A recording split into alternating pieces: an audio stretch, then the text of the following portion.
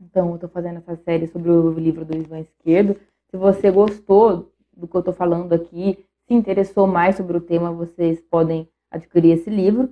E ele fala de uma maneira bem séria, bem aprofundada sobre memória. É bem aprofundado esse livro, é bem bacana. Ali você vai entender bastante sobre memória.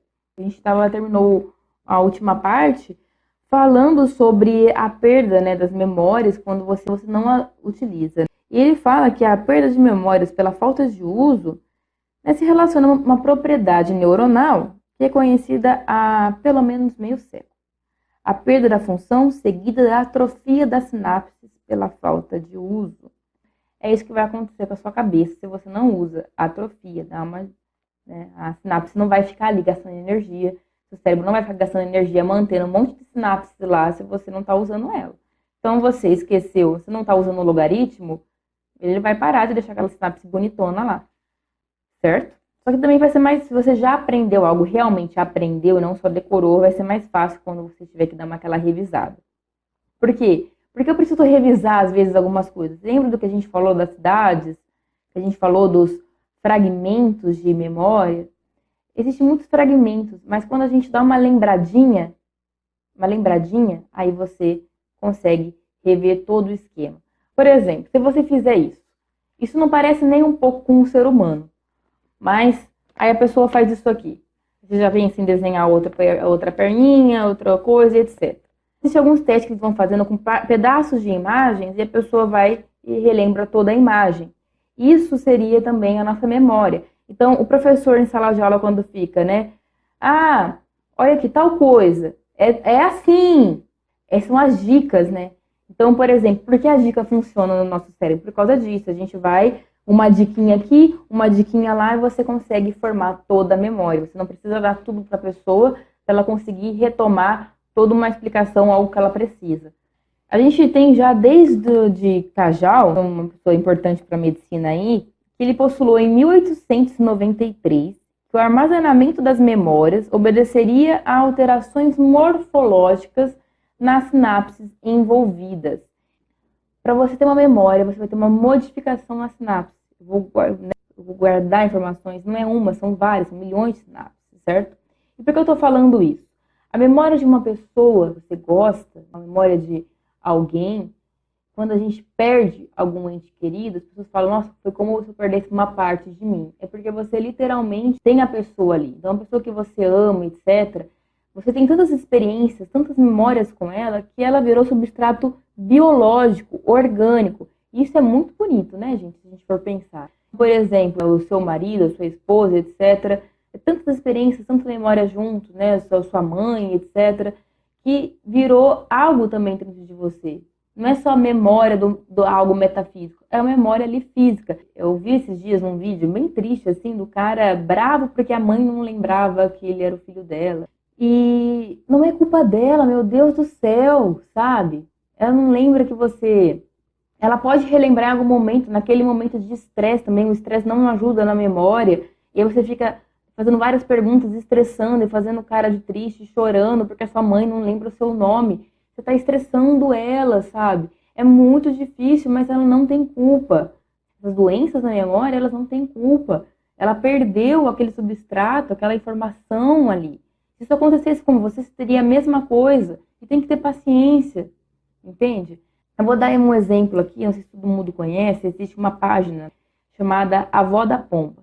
Essa senhorinha, que o neto acompanha e grava, ela teve AVC, ela teve Alzheimer, ela tem acho que 2 AVC. A memória dela é extremamente prejudicada. Segundo o neto dela, dura em torno de 30 segundos. O que você fala para ela, ela já esquece. Mas a memória de longo prazo dela, né, da época que ela morava lá numa outra cidade, lá no Nordeste, ela lembra. Essa página, talvez eles não tenham a dimensão do trabalho que eles fazem, sabe? Como eles trazem um novo olhar sobre essa doença, porque é difícil, gente. E eu tinha colocado essa fotinha aqui, né, do luto, porque realmente quando você tem uma perda, né, uma perda de uma pessoa, um término de um relacionamento, etc., é uma perda física que você sente também, porque a pessoa estava ali com você tem experiências, tem memórias dela, e você tem sinapses que foram construídas, né? Parte do seu cérebro ali que tem essa pessoa ali armazenada, certo? E eu coloquei essa imagem, que é um livro que eu tenho, que eu quero fazer também um outro vídeo falando sobre a educação e a neurociência, porque a gente tem a impressão que quem mexe mais com a cabeça da pessoa é um neurologista, é um neurocirurgião. O neurocirurgião vai abrir a cabeça da pessoa, fazer uma operação ali e acabou, né? Agora, o neurologista vai ficar com a pessoa no seu consultório por um tempo e acabou. Agora, um professor é a pessoa que mais mexe com o cérebro, é o professor, porque ele vai mexer com sinapses, ó, alterações morfológicas. O tempo que a criança passa, né, na escola, o professor fica 1 ano ensinando essa criança, 1 ano alterando as sinapses dela, modificando, ensinando ela. E esse livro que ele é interessante, que ele traz esse casamento, né, e ele passa alguns princípios, ele ensina. É muito interessante que um professor, eu convido todos os professores aí a ler esse livro, porque ele traz alguns princípios que a neurociência já descobriu e que podem ser usados na sala de aula para facilitar o aprendizado, a memória, etc. A gente toma muito cuidado também, porque a neurociência está quase virando uma física quântica, né? Tudo é neurociência, a neurociência explica, não, a neurociência não explica quase nada.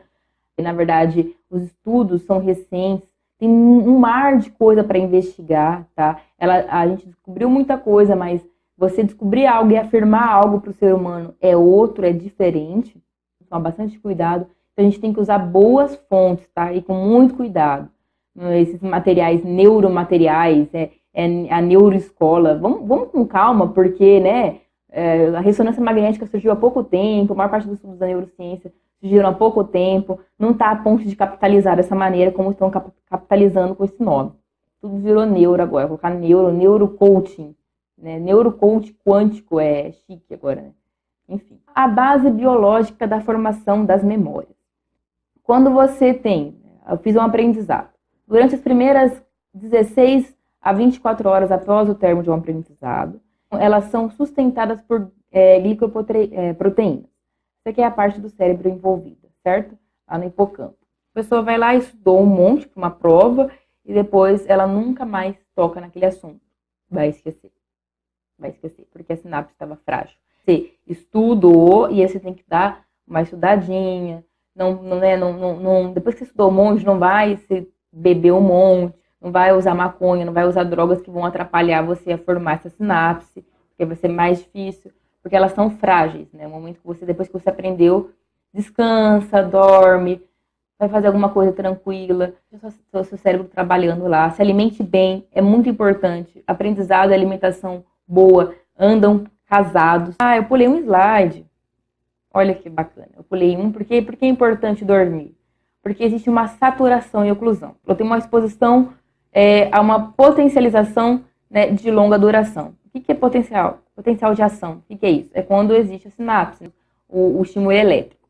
Você está ali, numa prova, né, um Enem, há horas, ou estudando a horas a mesma coisa, fazendo, né, uma tarefa similar sempre. O que acontece? Você tem a sensação que não cabe mais nada. Você tem essa sensação que ela não é apenas uma sensação metafísica, é uma sensação real. Realmente você esgotou a capacidade do seu hipocampo, né? Você fica muito lendo uma mesma coisa, o mesmo tema, e você cansa. Porque, gente, lembra, é biologia. Eu preciso ter proteínas, sinapses, né, fendas ali que vão liberar. Se você gastou demais, cadê? Entendeu? Faltou. Dá um tempo, você vai precisar estabelecer a capacidade bioquímica. Vai fazer outra tarefa, ficou. E mais uma vez, por que é importante esse tipo de conteúdo para aluno? Porque é interessante passar isso em escola, para as pessoas também aprenderem como elas devem estudar. Eu estou aqui há muito tempo, estou há 4 horas, parece que parou de render. É lógico que parou de render. Você esgotou a capacidade ali e assim, e ela vai voltar de novo, fica tranquilo, tá?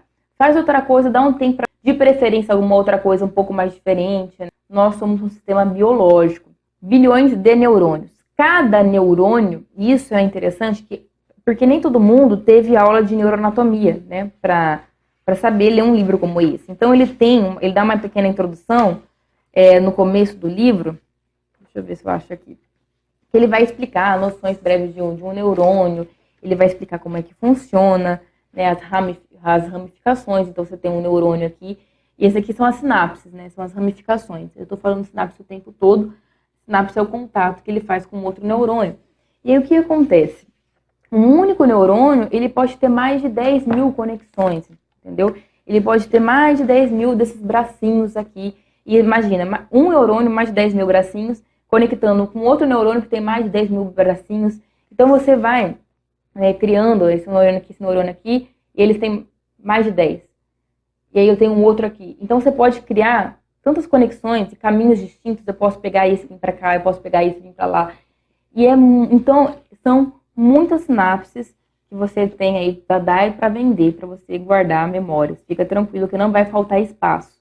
Só a simples são milhões de sinapses, né? Imagina uma formação inteira de uma vida, né? Quantos bilhões e bilhões de sinapses um ser humano não faz quando ele está em todo esse caminho, essa trajetória de formação. Por isso que a gente não pode parar nunca de estudar, né? Porque a gente sempre vai ter espaço e você vai aumentando a capacidade do seu cérebro, você vai ficando mais inteligente, vai ficando com mais memória, quanto mais você utiliza. Para a gente finalizar essa parte do vídeo, como que a gente faz para evocar, né? A gente acha que para evocar memória é uma coisa muito difícil, muito atordoante, mas ela é mais fácil do que a gente imagina. Por quê? É como eu estava conversando para vocês lá do desenho. É possível você evocar memórias complexas a partir de menos neurônios e sinapses do que foi feito na aquisição inicial. Por exemplo, para eu aprender toda a clínica da epilepsia, todos os remédios, os tipos, etc., eu demorei um monte. Mas basta o professor falar, lembra daquele tipo que faz aquilo lá? E você começa a relembrar e falar e falar. O que é um slide se não isso? A pessoa vai lá, eu vou fazer uma palestra de memória para vocês e não tenho esse slide, e não tenho isso daqui. Possivelmente isso aqui, esse vídeo, ficaria no máximo 15 minutos. Mas não, eu com um slide ali, que eu tinha feito há algum tempo atrás, e faz bastante tempo que eu fiz esse slide, mais de anos, consegui fazer um vídeo que durou aí, acho que vai durar em 3 etapas aí de seus 20 minutos. Ou seja, olha que bacana, e isso a gente tem que usar para facilitar a nossa vida. A gente acha que precisa colocar todo o texto no slide. Não precisa, amigão. Coloca só um pontinho ali e pronto. Se você aprendeu, você sabe o conteúdo, só de ler aquele ponto você vai começar a falar e falar e falar. Olha que legal. A gente tinha a maêutica, né, o método dialético criado por Sócrates, né, há 4 séculos antes de Cristo, e é algo que hoje a gente consegue entender o porquê, né? Esse livro ele vai explicar como que se dá isso, né? Porque eu estou fazendo tudo um resumo aqui, mas é muito interessante que ele vai aprofundar, ele vai explicar, tintim por tintim, como que acontece cada formação, como que acontece cada processo da memória. Mas é interessante porque o Sócrates marcou um golaço aí, mesmo sem saber de tudo isso. E professores bons devem utilizar a maêutica, devem tentar extrair o máximo do aluno. Bom, gente, por enquanto é isso. Tudo que eu falei para vocês nesses vídeos aqui, esses minutos que eu falei aí, foram só os 2 primeiros capítulos desse livro. Ele é pequenininho, mas olha quanto conteúdo eu consegui tirar aqui para extrair para vocês. E vamos ver se eu continuo falando mais sobre isso, vou aprofundo mais. Quero saber a opinião de vocês, o que vocês acharam dessa série sobre memória. Não deixe de curtir, se inscrever, compartilhar para algum amigo, para alguém que não seja inscrito daqui, tá? É isso, pessoal. Tchau, tchau, muito obrigada e até a próxima.